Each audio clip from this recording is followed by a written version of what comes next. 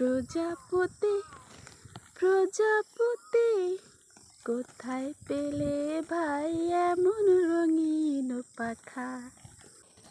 পাট শাক দিয়ে একটা জিনিস খাইতে মন চাইলো।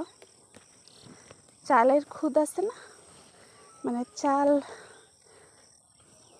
তৈরি করার পরে চাল ঝাড়ার পরে যে খুদগুলো বের হয় ওইটা দিয়ে আর এই পাট শাক দিয়ে রান্না করলে ভীষণ মজা লাগে। এখন সবাই খাচ্ছে দেখলাম।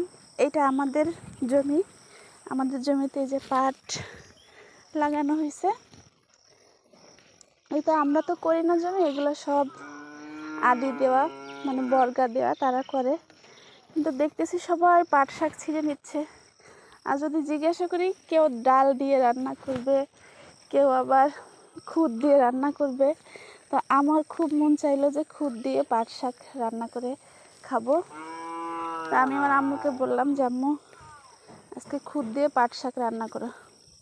তো আমার আম্মু একটা ব্যাগ দিয়ে দিছে, দেখেন ব্যাগে করে আমি শাক নিতে আসছি। খুদ দিয়ে পাট শাক খাবো, অনেক দিন খাই না, খুব মন চাইলো খাইতে। এখানে আসলে অনেক কিছু চোখে পড়ে, দেখেন এত সুন্দর। এই যে প্রজাপতি প্রজাপতি প্রজাপতি কোথায় পেলে ভাই এমন রঙিন পাখা। কি সুন্দর না? আরে পাখনা তো আর মিলতেছে না, পাখনা বন্ধ করে রাখছে আমাকে দেখে। এই পাখনা খোল, খোল পাখনা। এই তো উড়ে গেল।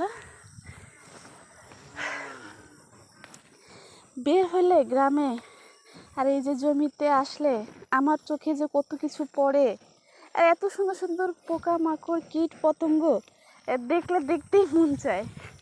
আমি অনেক ছবি শেয়ার করি, আপনারা ভাবেন যে এগুলো কি করে। আসলে আমার এগুলো দেখতে ভালো লাগে, আমি কি করব বলেন, যার জন্য আমি আপনাদের সাথে শেয়ার করি। এগুলো কিন্তু শহরে খুঁজেও পাওয়া যায় না, তাই না? এত সুন্দর সুন্দর দৃশ্য এগুলো খুঁজেও পাওয়া যায় না। আর শহরে ফ্রিভাবে এগুলা চোখের সামনে পড়ে। অবশ্য দেখার মতো চোখ থাকতে হবে, মন মানসিকতা থাকতে হবে, তাহলেই। এই দেখেন এখানে আমি একটা পোকা দেখলাম, এত সুন্দর লাল টুকটুকা একটা পোকা।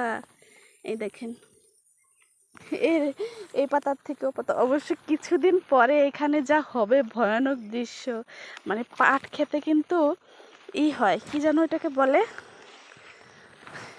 বিছা বিছা নাকি স্যাঙ্গা।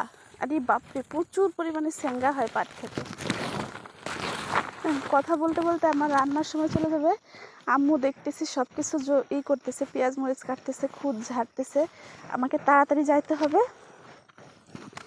তো ভিডিও কেমন লাগে সবাই জানাবেন, আর এসব দৃশ্য কেমন লাগে সেটাও জানাবেন। আমার তো বেশ ভালো লাগে, যার জন্য আমি আপনাদের সাথে শেয়ার করি।